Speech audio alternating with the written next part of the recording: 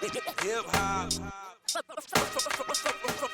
from the ghetto. Cerreso Fort. Whole What's city, up, man. dog?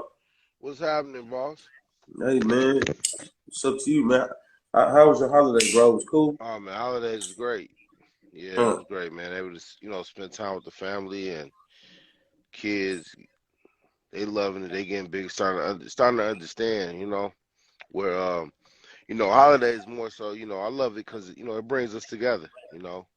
Yeah, yeah, yeah. Yeah, And, I and, don't. and A lot of the history. A lot of the history of a lot of this. Can help us like, oh man, what are we doing? But I try not to. I look at the positive in the whole thing of it. You know what I'm saying? It's bringing us together. hey, man, you from Chicago, huh? Yeah, yeah. Hey, man, because I see you got the Bulls hat on. You know, I want, can you tell me, like, how was it for you growing up in Chicago? I mean, you hear a lot of people's perspectives and their takes on how it is in different places, but I want to know how it was for Sir Cerreso Fort growing up in Chicago. Growing up in Chicago, I had fun. It was some fun days. It was some rough days. It was some rainy days. It was days where I'm out playing with one of my close friends, and man, I'm what 7, 8 years old, and we out there playing with the fire hydrant. They cut the they Yeah, unplug the water. We get the playing with the water, throwing them on man. But if for some reason it was one of them days, it was just only me and him out there, and we was out yeah, there playing. But a lot of times the streets will get the message and let everybody know that hey, put a we done went over there and created havoc. Now these other guys that we in tour with, they might come through here and light it up. But we were so young, we didn't get the MO. And my grandmother, she was working at the hospital. It was just me and my grandmother. So the message didn't get to us, and whatnot. So me and him out there playing, and next thing you know, car come driving up, and they letting off fires like fireworks. But we know they shoot, man. Ain't no way. If I would have went home, because I stayed across the street, I would have probably not even been able to be on here right now talking. But yeah, I mean, we had days like that, and I had days where we would just had so much fun, man. Well, it was just basketball, playing basketball. I played a lot of basketball growing up. I wasn't so much good at basketball as I was boxing. Yeah, so you was raised by exclusively your grandmother? yeah. My grandmother raised me till I moved to Minnesota when I was 10. Cause her kids, my auntie and my father and my uncle and a lot, they moved to Minnesota. They branched away up north.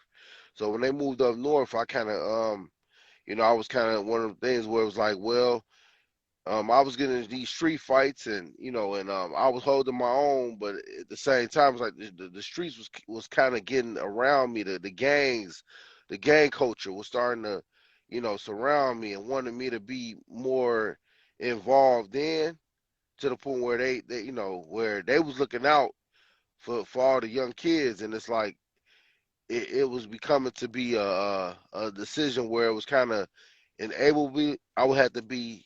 It was kind of about to be kind of grown on me without even me even just naturally. It was about to be organically like just kind of a fix. But they got me out of Chicago, and Mm. yeah, You said so that was around by 10, 11?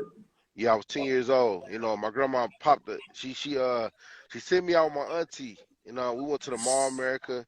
We did some things in Minnesota where it was like, man, I actually had cousins, you know what I'm saying? And we was having fun watching movie nights, and this is stuff that I never, I wasn't able to, I never experienced at this time, in Chicago with my grandmother, which is me and her. I was by myself, and she, like I say, she would go to work, and I'd be at the house by myself. She would leave my food on the stove. I'd warm it up and eat it, then, Hey, get off about my day, man. I was very independent, and how different was coming up in Chicago at 10, 11 years old versus in Minnesota 10, 11 years old? so when I moved to Minnesota, I was it was like seeing all blacks. Where I was at, I had black teachers. It was like all black. I didn't know no other race. So other than possibly whites that I have seen on TV, but I never seen a white person like consistently when I would be on my everyday daily routine. Go to school, come home. I go to the store. Everybody was black. So when I came to Minnesota in 99, it was 98, 99 when I moved to Minnesota. You know, the traction of like even the Chicago Bulls, that was a big thing for me. You know, watching them win being a part of them championships, and then the party, the parades, and the way that the culture was in Chicago. Then I moved to Minnesota, it was kind of like a little bit more. Now I'm starting to see Asians and Mexicans. I'm starting to, starting to see a A mixture. mixture. Somalians, Ethiopians. I'm like, oh man. So I'm starting to feel like, okay. So now I'm different. The language barriers, it was like different, man. I'm like, okay, so but the thing was, the person I am though, I'm a good-hearted person, so I don't mind helping somebody out. So a lot of people sometimes they have language barrier where they was young and they couldn't say. I will help them out, but like he just need help with that. You want that, and I find myself being more of a helper, and that kind of grown me. But yeah, man, that was right before I ran into the boxing gym, So do you remember what boxing gym it was? BT Bombers, Huh. the small gym around the corner from my house. And the So thing was, they growing just up in they Chicago, just call you in there or what? How did it like I work? say, growing up in Chicago, I was getting in street fights. I would get in Right. fights. I would get, I would be looking at somebody, and some guy would say, "What you looking at?" I'm like, "Okay, I was looking at you." It'd be like me and you at the school. You know what I'm saying?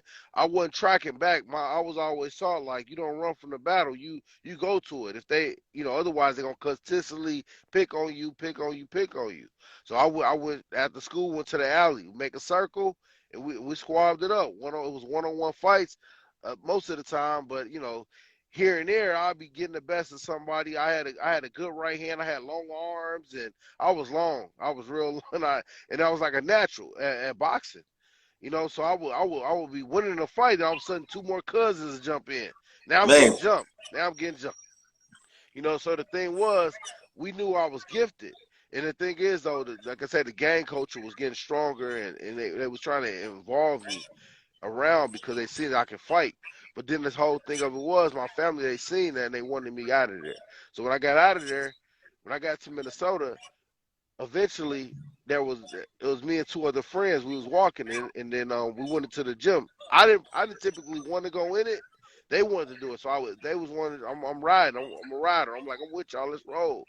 We in the gym. We walk in the gym. It was a hot day in Minnesota, man. I mean, nobody really in the gym, man. Nobody's in the gym. We walk in there. The coach reading the newspaper. Wes Hayden, may he rest in peace. His name was Wes Hayden. He's reading the newspaper. Oh man, I must tell you, man. I walked in there, and I'm like, okay, what we doing? Let's get to it. Cause I mean, when it came to fighting, I wasn't. I was already my heart and my experience from. I'm like, now I got gloves, and I damn near feel like I'm about to be cheating now. I get time to prepare for the fight, coach.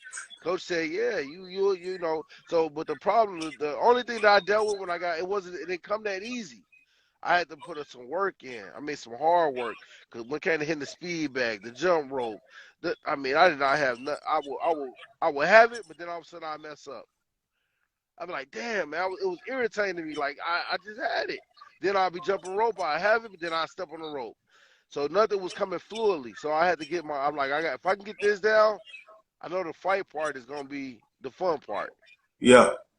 So how long did it take for you to develop to where you would pursue an amateur career though? Well, it didn't take long. I mean, I think it was about because the coach told us this. He told all three of us. He said, "Listen, if y'all keep coming to the gym, we're going to this pals tournament." I didn't know nothing about the pals tournament.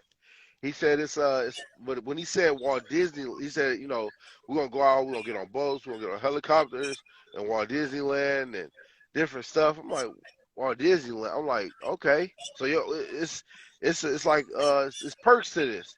Yeah, you get Say to you move gonna make around a sure, little bit. yeah, you gonna take me out. I've never been on a plane before. I never experienced, this stuff I didn't experience growing up in my neck of the woods, in Chicago. Then to come out of Minnesota, it was like living, but it started growing. I'm like, I can really do something. Yeah. So man, once I went out there, man, I mean, I kept. He said, y'all got to keep coming to the gym every day. That was what we had to do though, in order to. This trip was paid for. Everything was gonna be taken care of. So Yeah. I'm like, okay, well. Let me get it through my parent. Make sure my because at the time I was still my auntie. Make sure my auntie cool with it. She was like, yeah, that's cool. So I mean, I was at the gym every day, man, every day, every Believe it day. or not, I hear a similar story with a lot of guys, especially guys that fight, to where they probably never really been too far outside of their little radius that they live in, and the opportunity being presented to be able to travel, it makes somebody get really wide eyed, like, wow, I could do that. And I think that right there opens a person's eyes, not just to fighting, but to the world. Yeah, You know. it's good for the kids, man, to get them out their communities. You know what I'm saying? In a lot of these So neighborhoods where they just kind of they got it give them a bigger window. A bigger window of seeing that they can grow. so when do you get to a competitive level to where you really taking it serious? I'm assuming that you came in there with your best foot forward, but where is the point to where you like, you know what, I could be somebody in the sport? Well, it was soon after going to the Florida the power tournament. Hmm. It was '99. It was right before the Olympic year of 2000. I was able to see the looks of Jeff Lacey. He was one that caught the eye, which I ended up being a middleweight. As you fast forward it. So Jeff Lacey, I was able to see Jeff. I seen guys like who else was there? Was it Orlando Anderson? Um, another Chicago native. I seen who was that from Chicago? Was it Cedric Benson? Cedric Benson. Um, see, I was more into the heavy. I was watching them heavier weight guys, but then the lighter weight guys was taking storm. You had guys in Rocky Juarez. Rocky Juarez. I mean, I actually, he's out there in Texas. I know you probably, ran across him a couple of times, but I mean, even to this day when I see him, we talking, and it's amazing, man, because we all kind of bunched up in one at one point. As I fast forward my career in becoming a professional boxer, but So as an amateur, you fought Sean Porter, yep, we me and Sean Porter fought in the amateurs in the you fought Golden Danny Gloves. Jacobs. Danny Jacobs, What Devin what Alexander. what's the most memorable thing out of those just few guys, I guess, that kind of grew on to be like elite guys as a pro? What sticks out in your mind with those experiences? I mean, because at the time when you seen these guys aren't the people who people look at them as today. So was there something that you may have saw in them that would be like, you know what, that guy gonna be special? Well, absolutely. I'm gonna tell you this from with me and Danny Jacobs. It was a tournament I seen him fight before I actually had to fight him. I'm the type of person where I knew I could fight. I knew I could throw down.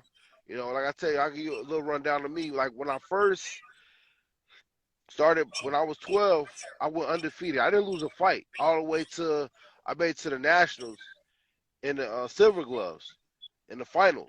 I ended up losing by 1 point. Like it was like a split decision, a 3-2 decision. I lost to Willie Monroe Jr. Yeah, the So that was southpaw. by 1 point. Yep, Southpaw Willie Monroe Jr. from New York. So from that point on, I'm like, man, I know, I could, I was just set on winning a belt, man, winning an amateur tournament. I'm like, I gotta get it. So I went back to the drawing board, back in the gym, back to work. And then, I ended up running across. I ended up winning the tournament, the ringside tournament. I had fought the likes of I fought Danny Jacobs again. That was me and Danny Jacobs' first fight after the ringside tournament. And when me and Danny Jacobs fought, it was a scrap, man. I mean, I had my hands up high. I needed my high guard defense. I call it the winky. You call it the winky, man. I had the winky up, high guard, blocking shit, catching them. I was jabbing in between, had laser quick jab. I knew I had to be on point because I have gave Danny Jacobs props, probably before that, years before that. We are familiar with one another. But it's like what I'm saying, I'm like, man, keep doing your thing. It was nothing for me to get somebody their props because it's not gonna stop my shine. You know what I Right. mean? I knew that. I knew as long as I'm doing my thing, when it's our time to battle, I'm gonna give you hell. I'm gonna make sure I'm giving all I got to win. But at the same token, there's nothing for me to give you props. And I seen him Hmm. win. I seen his accolades. I seen what he was doing. I'm like, man, keep doing your thing, man. You know what I'm saying? It was always love, number love to a lot of the guys. Me, even Charles Hadley. Me and Charles Hadley never fought, but that's my guy. Out there in Texas. What what uh what about Danny? Because you saw him more than one time. At that point in time, what about Danny Jacobs was a special thing about him. That like having to see him, you knew he was gonna come with what? Well, it was his elusiveness. His elusiveness, his technique, his whole. He had like a different swag about him. When he fighting, like he was fighting with like a different type of swag, and I noticed it, with his offense, his flurries, and I'm like, you know what? When I fight this motherfucker, I'm about to just make sure I keep my shit tight and try to nail him with something Yeah. because he anybody can get caught with a shot, and that was one thing I was gifted with. I was gifted with good power. Hmm. So going through this amateur point in time, you got what over 100 amateur fights, right? Yeah. Okay. Where in there do you think, hey man, I could do this professionally? Well, I mean, that's something I said in my mind. I knew that's something I wanted to do, even at the midst of me winning when I first won my first two national tournaments. And then I went to the under 19 tournament, got the bronze medal. Huh. And when I did that, I knew I wanted to go pro, man. I'm like, man, I want to fight, make some money doing this, man. I'm not making nothing doing this. And I've seen a couple guys that I have actually beat. They went off to the pros and they was doing pretty well. I'm like, if they can do this, I know I can do this. I said, well, the time is gonna come. But my goal was to make the Olympic team. I made a goal. I'm like, okay, if I can make the Olympic team, I can make the most out of this. Because I make an Olympic team, and my thing was, getting the gold medal. I wanted to get a gold medal because I'm like, if I get the gold medal, they're gonna put me on the Wheatie box. They put me on the Wheatie box. That's gonna go everything up for me. It's over at that point. I'm It's on the over. weed It's over, box. man. Yeah. I'm on the Wheatie box. So, I'm known everywhere, all over So I'm like, little things like Yeah. that, marketing. I'm thinking like that. But at the same time, I go to the tournament. I was at the Olympic trials. I was in Colorado, and I fought and I lost. I didn't get the nod. So I'm like, you know what? What do I do? It was time to go pro. You know. So going pro, and let's just say your first outing, what goes to your mind as making your debut as a pro? Well, when as a pro, the first thing that went through my mind, I was a little like, okay, a little bit of tension was in my head because I trained so hard for it, but I had a little bit of a real the nervousness that want to bring out the best in you. You know what I'm saying? It was more of I want to A get out good there and shine. anxiety. It's a That good anxiety. adrenaline, yeah, yeah. I wanted to go out there and show everybody that this is where I belong. I'm about to make some noise. I'm about to make a statement. So Hmm. every fight I want to make a statement in it by getting a knockout. My thing was trying to stop the guy. If I can get him out of there, but not just going there recklessly. But if I get this guy's out, get him out of there, my stock gonna go up. And that's pretty much what I had planned, and the plan was coming to fruition. I mean, I went in there the first fight, got him out in the third round. Second fight, got him out of there.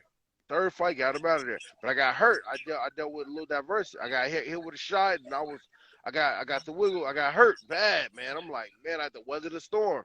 I'm like, this is what this is what it is, baby. This is the pro business. You get hit. Hey, it's like the amateurs. This is fighting. You know, you get hit with a shot. You got to be able to, hold yourself strongly. So I'm like, I keep my shit together. I'm like, damn, I gotta act it out now. Now I'm acting. Do you remember the sequence in which you got caught? Man, I was. He threw a wild like a right hook. He threw a wild white hook and it caught me on the chin. Yeah. I mean, I'm like, man, shit. I had to keep myself together though. I'm like, damn, I deserve an Oscar for this one. Shit, I ain't show. Hey, he can't see I'm hurt. I ain't showing him. You couldn't tell you were hurt on the outside. I was hurt, man. I messed around and clipped him though, because as I was hurt, he said he kind of gave me time. He didn't know I was hurt. So by him not knowing it, it gave me time to get myself together, and I kind of threw a couple feints in there, and he didn't know, so I'm like, damn, I deserve an Oscar for this one, baby. Yeah. And then I know catching him and knocking him out. Wow. Yeah. Wow. What does that do for your confidence as a young professional? Well, as a young professional, getting knockouts, it does. It lets you know that it gives you a certain sense of confidence. You know what I'm saying? You know you got power to hurt someone if you ever get in that situation. If you ever get in a situation where you lose in a fight, you got power to come back from that. You know what I'm saying? All it takes is one shot. You can be losing every round. I remember there was a fight I watched. Pernell Whitaker, he fought a Cuban. And when I watched this fight, I noticed Pernell was losing every round. The great Pernell. I'm like, man, Pernell to me, I'm like, damn, he great, man. Pernell was so sweet with his shit. Sweet Pea. Yeah.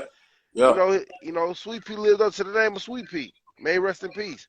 He's out there, he's fighting this guy, this Cuban, in a pro, and he was losing every round. But all of a sudden, the coach tell him, hey, we need this. You losing. You need it, P. You need it, P. We down, we out, we losing. Man, he turns around that round and he goes out there and catch the guy. He moving, and all of a sudden the guy leads it.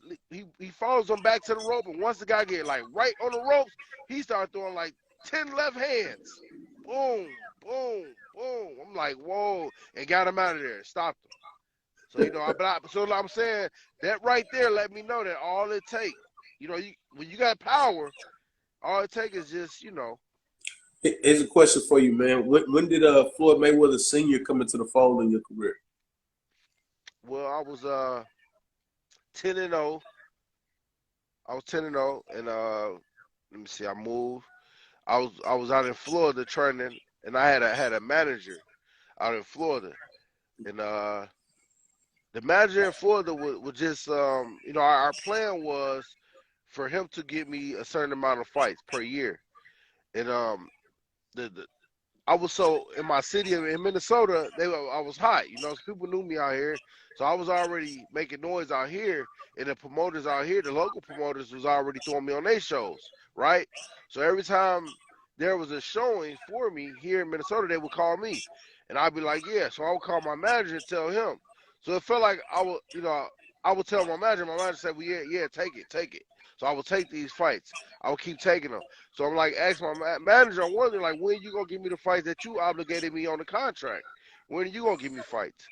And I'm like, so, like, nothing panned out, you know what I mean? Only fights we getting is the fights that's coming through me. Right. So I'm wondering, like, so then, that situation, I told my manager, I said, he said, give me a buyout. He gave me the buyout. He said, and the buyout was the money that he, gave me, the signing bonus money. The money that he gave me for signing the bonus money was the money that I had to return him. I said, cool. So I got that money. I gave it back to him, and I was out the contract. So then at that time now, I'm 12-0. I'm a free agent. I got I'm kind of we got a trainer. So I'm like looking. So then as I'm coaching, I was coaching the team. I'm coaching boxing, and at this time I'm running a gym. I'm running a boxing club. As a 12-0 professional, you running a boxing gym as well. Yeah, I had a boxing gym. So Okay. I can rewind back a little bit. Back when I was 6-0 is when the opportunity came when a buddy of mine brought it to my attention. Like, man, we should open up a gym. I'm like, In let's in Minnesota. in Minnesota. You know what I'm saying? I see in St. Paul. He brought it to my attention, and this individual is a business scholar. You know what I'm saying? He graduated, went to college and got his business degree, and he played football but he boxed. You know what I'm saying? I always, my brother, man, I would always tell him, man, you can do something with this, man. I love watching him fight. You know what I'm saying? So then he brought it to my attention. This is what we should do. I said, man, I'm down, man. Let's do it. So we could have waited till later to do it. See, Hmm. I knew myself that I wanted to be a boxing coach eventually, but I always seen it being something that I would be doing much later in my life. Not because most of the coaches that I grew up, around, they was all 40 plus. And by me being 28, 26, I'm like, 24. At the time, I was like, man, this is young, man, but I'm ready to do it, man. Let's get the business going. So you had a dual focus as a pro fighter, and then also being a co-owner of a business as well as a coach. Correct. Man, you had a lot of ambition at one time. That's big because I think a lot of fighters were just focused in on being a fighter, or somebody else may decide to open up a gym, or somebody might decide to be a coach. And for you to say, "Hey, man, I can multitask and do them all," that's commendable. So from that point, you say you opened the gym at about 6-0, and you say Floyd Sr. came into the fold somewhere around 12-0. Yeah, I was 12-0. So So I was this is how this came about. I was my fighter, which is my partner, right? That we opened the business up together. He's fighting in the amateurs now. He made it to the go. Like, I was a team coach of the team. My gym, we had about two guys that went, and they chose me to be the assistant coach of the Golden Glove team. So me being the assistant coach of the Golden Glove team with my partner, I'm with him in the gym trying to make sure he right. So I bring him down, and we flies out the tournament. The nationals are in Vegas. Not so we drive we fly out there, and then as we fly out there, I'm warming up one of the fighters from the Upper Midwest Golden Glove team, and pow, they take they there, the Vegas paper. They take a picture of me. You look at the next day, I'm in the picture, putting the gloves on my fighter. I'm on the front page of the paper. I'm like, oh, okay, that's what's up. You know what I'm yeah, saying? I mean, out of all the, it just so happened it happened that way for me. So they got me in the paper. I didn't even know that was going to happen, that go down like that. that's So dope. yeah, yeah. So then the next day now, they all saying that Mayweather Sr. is coming. He's gonna be here. He's gonna make an appearance. Um, and I have had this happen. I knew I had this happen in past tournaments where, like I met like say Sugar Ray Leonard. You know what I'm saying? When I fought in the Silver Gloves, he was like the guest that came the final day and whatnot. So like this time around, it was Mayweather Sr. I'm coaching, and so when Mayweather Sr. comes in the building, I was just so happy we kind of crossed each other paths.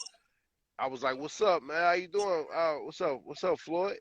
What's up?" And then he said, "What's up?" He shook my hand, and then I told him, I said, "Man," I said, "You know what? Right now, I don't got an actual trainer. I wouldn't mind having you as a trainer." He said, it's more of a trial type of thing. He said, "You know what?" He told one of his assistants. He said, "Give him my number." He gave me the number, and so then I had to, I got back on to what I was doing, with my fighters. Hmm. And then so true or not, I'm like, okay. So I call around. I'm like, man, I'm finna do to make this happen. So I called the number. Floyd Senior was like, yeah. He was like, it was early in the morning the next morning. I called him and he said, yeah, come on down. I'm like, where the gym at? The gym was like 40 minutes away from where the Nationals at. So I'm like, okay, cool, cool. So I'm gonna make it out there. So when do you want to meet at the gym? Because it's more like a trial. He want to see me. He didn't just want me to. He don't just train anybody. He say, Yeah, He said, I don't just train on anybody. So then I get out there in the gym and we running on the mitts, man. We must have ran on the mitts for 20 minutes straight. Man, he pushed me through it. He pushed me. He like, man, you got, my jab. He had me throwing combination. He wanted to see what I got in. And I mean, amazingly, through just us doing the mitts, he was able to see that, like, man, you got it. You got it. He was saying things. He had me all geeked up. And he's like, you gonna be better than my son. He's like, man, you nice. No, because my body's structure was similar to his as a professional. You know what I'm saying? He was about my height. He was fighting at 147, and I was at 154 at the time. Yeah, and our body structure was kind of the same. Weary. Yeah, so yeah, that's how everything panned about. So then I had left there, went back to the tournament, and I came back, but I had his number, and I had asked him how much is going to cost me, and Yeah. I had a sponsor back in Minnesota that made things all secure. I had a good team with my partner helping me out with the gym, and I had a good system. I had a good thing going at that moment, and it was time for me to get out there to Vegas and start working with Floyd Sr. Wow. What's the biggest takeaway that you got in your mind to this day? I mean, here you are, years down the line, years away from it, years removed from it. Working with Floyd Mayweather Sr. gave me what? It gave me a great thought process of defense, offense. Gave me a great thought process of just my humbleness of being humble. No matter, I seen Floyd, we'd be together, and he would shake hands and take pictures, and I never seen him turn nobody down. And I seen, and I actually was living with him. So when I was go out there, I would live with him. So I was staying when I had a room. And me being with him, and we would watch boxing fights. You know what I'm saying? We watched a lot of his fights. The fights that he showed me was his fight. I watched his fight, and at the time, watching him fight, he would tell me about situations that he have had, and I just learned how it is just to understand that boxing is boxing is one thing, you know what I'm saying? This ain't something you're gonna be doing forever, Yeah, it still is how you treat people and how you are with people, and I can't try to, and I try to live like that because the same, you treat people how you want to be treated, and that was the biggest thing, we just had a good relationship, man. That was like more of a, then amazingly, I ended up figuring out, I was related to the Russells, so then Okay. my uncle How, Gary how, how, Russell did, how did Sr., that come about, man? That's a big relation. we hanging, and I'm out there, and then all of a sudden we go to the family reunion, and then last names, and my grandmother's a Grady, and their mom before marriage is a Grady. The last names change after marriage, so it's a lot of hidden things that's, once women get married, that you like it's hidden. They last names been hidden now, Yeah, but yeah. to find that out, The maiden name is no longer right yeah, there, and so to you can't just spot it. put them on the phone. So I'm like Auntie LaJuan last name is Grady. So my grandmother, we put them on the phone, and a lot of the family members was trickling. They was naming them from Mississippi, and it was like, okay. So from that point on, it was like, that's family, man. That's my family. And we wrote How, strong. But my uncle, I was trying to get to my Uncle Gary Sr., which was tough because like he was more like a mentor or a coach. He was like a lot to me, And you knew of him prior to knowing that y'all was related?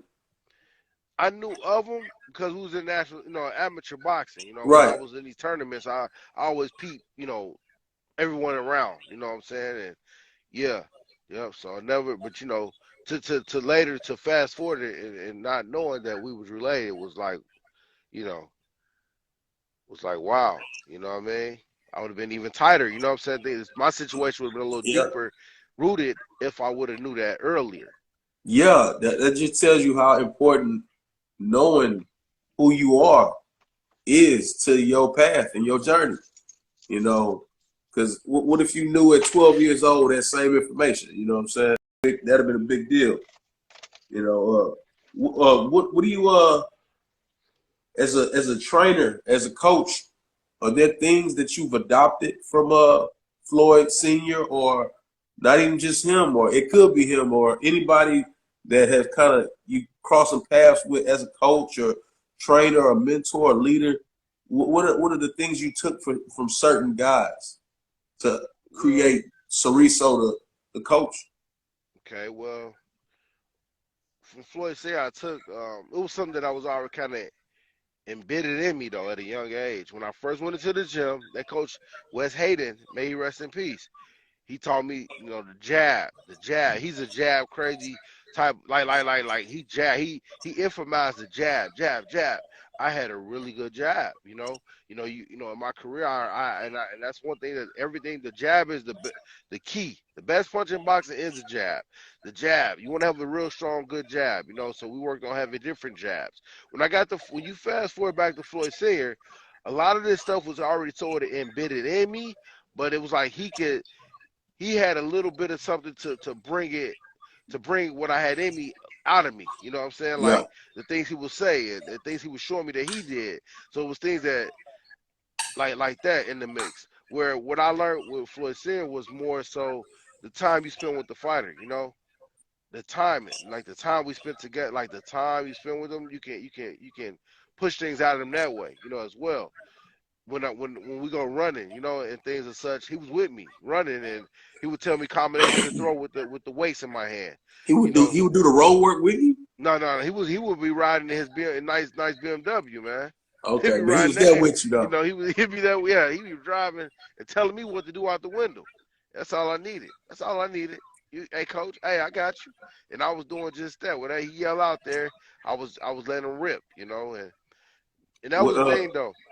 The was that? crazy that was the thing though. Being with Floyd Sayre was in such a. It was like we connected. We connected really, really. It was real simple. We connected real good. I went four. We went 4-0 together. And the fight I got my first loss when I fought John Jackson. That was the camp where it got rocky for me. I had a rocky camp where Floyd Sayre told me, he wasn't gonna be able to make the trip, and he wasn't showing up to the, things was happening where it wasn't it wasn't how it was with us. You know what I'm saying? Like far as the consistency of us training. So I lost my trainer with Floyd Sear. So now I go with my uncle Gary. I go out to I know I got family into this. So like, you know what? I call my uncle like, what do I do? I mean, he like, come on down. So I in the middle of my camp, I leave Vegas and go out to, DC, Capitalized Maryland with my uncle. I get to train with my uncle, and it was just different though, because I didn't I had the system that me and Floyd Senior had on the mid work and everything, and when I got my uncle he didn't do the mitts with me. My uncle don't do the mitts. My cousins do the mitts, and with anything with any system, it takes you got to build chemistry, and I didn't have no the chemistry wasn't built there, and I was trying to I was like a beginner over again, trying to learn things, learn how they do things, figuring Mm. out how they do things and being able to adapt to that. And, What was and the what biggest was the fight of my most challenge? career right now, huh? What was the most challenging thing about going there and adapting to? What was the hardest thing? The most challenging thing was I think I felt like uh, most of our training, me and Floyd said, was kind of being taught with us doing hand mitts together.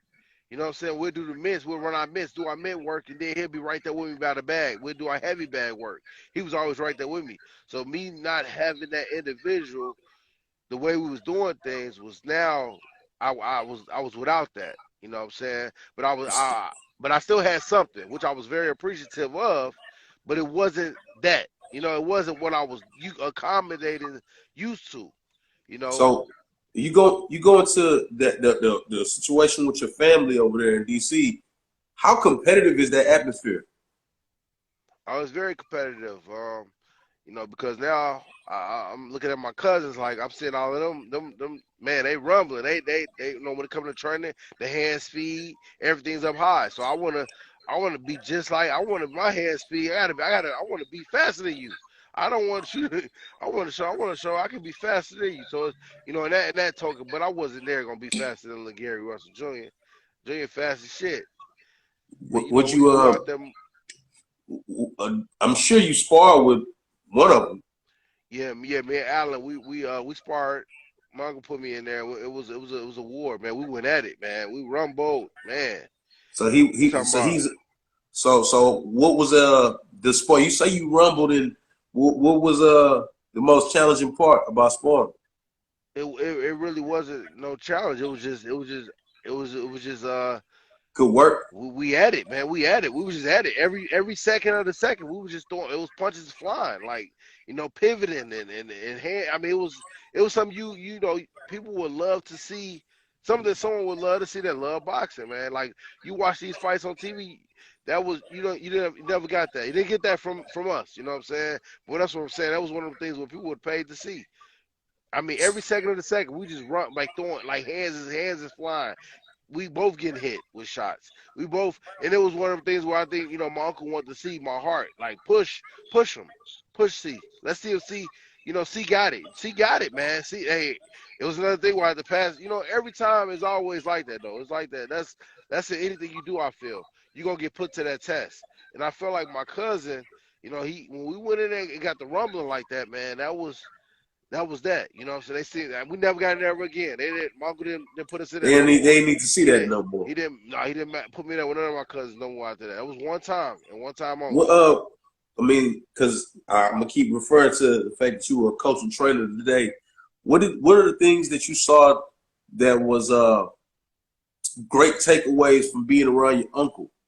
For him to be such a legendary name in boxing, as well as you know what he built, the legacy he left behind. What do you get from him as a coach and trainer? Well, his understanding of the intellect of teaching you by conversation, of what it is and this is and what it's gonna be and what it's gonna take for you to get there. You know, I feel like that's the biggest thing. Being able for me to sit down with one of my fighters and just have a conversation with them. You Mm. know, yeah. So that was huge, man. Me and my uncle. But you know, what I'm saying one thing about me and my uncle, we would talk on the phone like how we on the Apple Clubhouse, right? That's how me and my uncle would talk on the phone. We talk boxing, we talk everything. We just talk. We can, Yeah. but he would run things across me. He would ask me. He would test my IQ. When it comes to certain guys, my cousin's gonna fight. What do you think? What do you see on this? You're like, damn, see, you right on point. And he'd be like, man, you right on point. You gonna be a really good coach. See, he tell me, man, how good I am as just seeing things when I'm watching the fight. And I have had that happen where well, when guys bring me out with them to fight, I would tell them a certain combo to throw, and they throw that combo, the fight's over. Mm. Right after they throw, they be like, damn, see, you told me to do that, and it worked. You know what I'm Yeah. saying? Just having the eye to seeing certain punches and certain openings and being able to just adapt it. He would say that, and that was something I got from my uncle. So where? Because I believe you had what 24 pro fights. Yep. So 20, where 20, in there does 23, 20, 23? 20, hold on, 22, let me see, 22, 18 wins, 4 losses, 1 draw. Where we at? Where Okay, we at there? Now we 25. 20 what? You say 18 wins, 4 losses, Yep, one draw. 23, 23, yeah. 23 fights. Yeah, so yeah. So where in there does the sun set in your mind of, hey man, I don't know how long I'll be a pro, but I definitely want to continue this coaching thing. Where's the balance in that? When does that happen?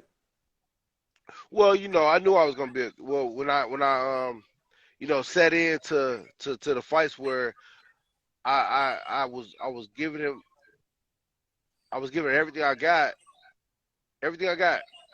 from when I was first walking to the gym all the way to 20, to my whole pro career. You know what I'm saying? I'm talking, eat, sleep, boxing, all, take some, So my thing was, if I'm gonna really do this now, I'm gonna settle down because I sensed that my window of boxing as professional was kind of not seeming as strong as it did. It didn't seem as strong no more. I mean, I started losing the passion to the zeal to like put the work in, like I was before. And once I Mm. seen that losing, I'm not gonna put half-ass it. If I ain't putting 100% into it, I'm not gonna do it. So Yeah, I decided to just, just it's kind of funny because I feel like I evolved away from the sport. Like I kind right. of evolved. I kind of grew away from it. It ain't like I just retired. Like I say, I'm done. I got on the podium. Like I'm retired. I'm done.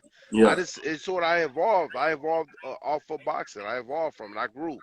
I got yeah. married, so I had my kids and my wife. It was just different responsibilities and coming about in my life, with being a coach, running a gym, and me and my partner, we separated. I own my own gym now, doing things a little more, independent.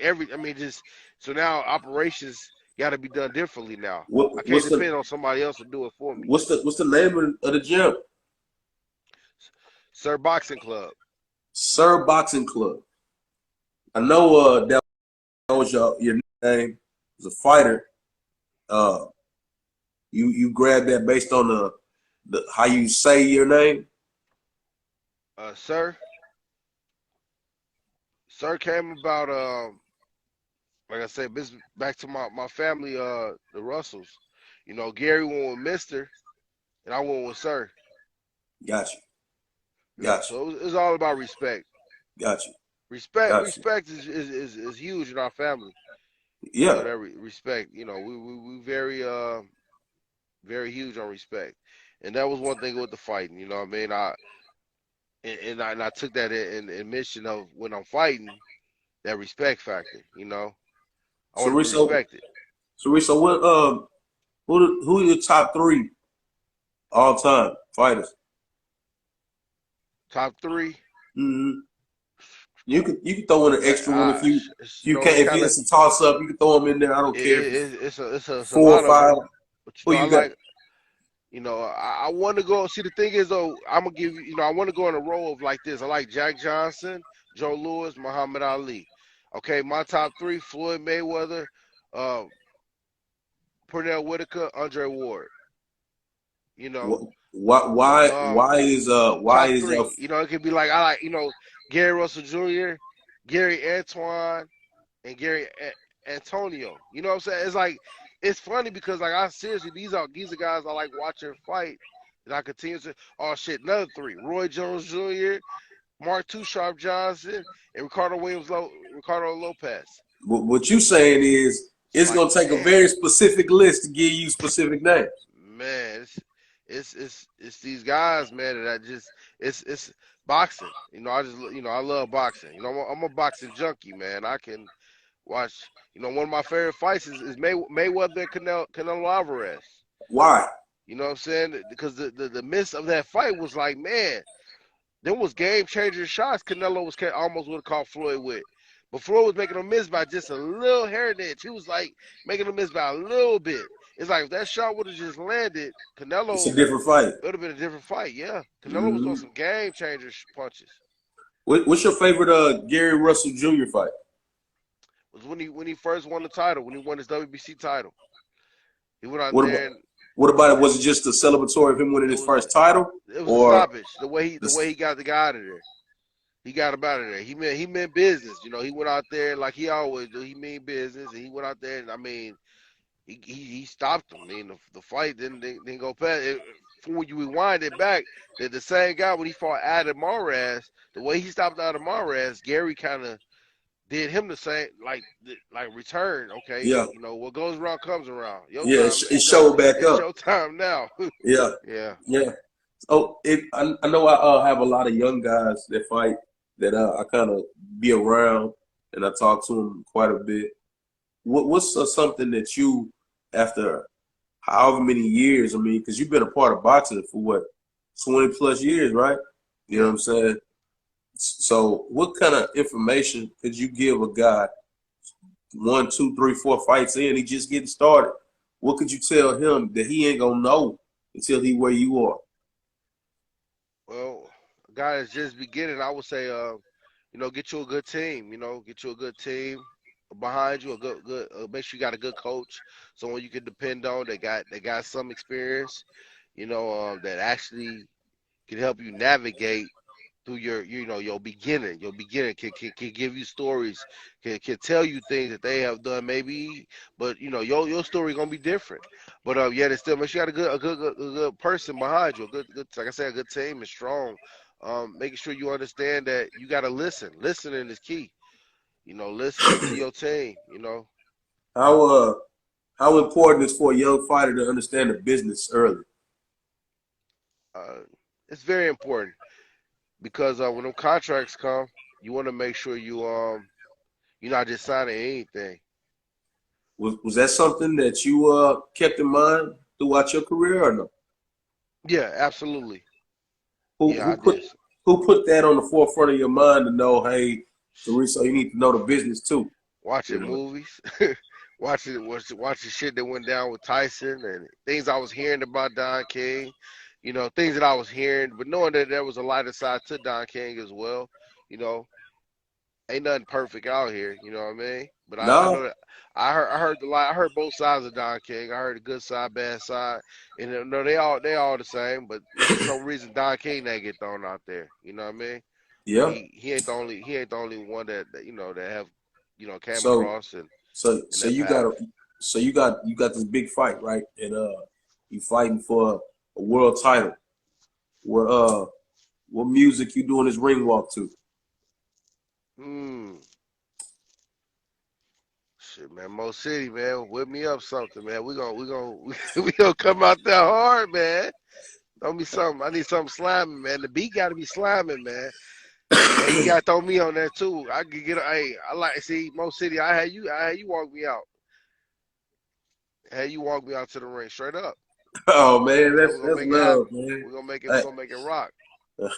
oh man, but so what's one of the greatest That's and I'm being honest with. I'm being 100 with you. That's how I like it though. I like that authentic. Like a lot of times my guys will walk me out to the ring. You know what I'm saying? My guy rap. My uncle, may rest in peace. He rapped, and I had him. He walked me out to the ring one of my fights. I like huh? I like that authentic walkout. You know what I'm saying? From somebody that I actually you know Hey actually man, bump with. You know what I'm I I'm mean?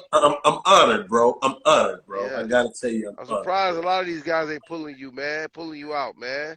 They do the then pull you out there. Hey, you wearing different caps, man. Yeah, yeah, I got a great one on today. Hey, hey. You know what I'm saying? But, hey, wouldn't that be something you do the interview, then all of a sudden now the guy that did the interviewer, now you go walk them out to the ring rapping. That's amazing, man. Hey man, I mean, hey, I do a few different things, man. You what's give me one of the greatest high moments I as a got like a professional. I got like a couple minutes because I got to run to get the kids some That's food. a bet. That's a bet. That's a Yeah, bet. so I got to I'm gonna close it out with that. Give me a high moment in your career, man. high moment in my career. Yeah, where you Um, was on such a high. I was uh probably was when I was when me and Floyd Sr. was really locking. You know what I'm saying? When so I was saying like I went as we got to win these fights and I was back and forth out there. I was sparring, just all the training we was doing, everything was it was like it was smooth like butter. Everything was coming together. The combinations we was doing from the running to the train. I feel like I was in the best shape of my life.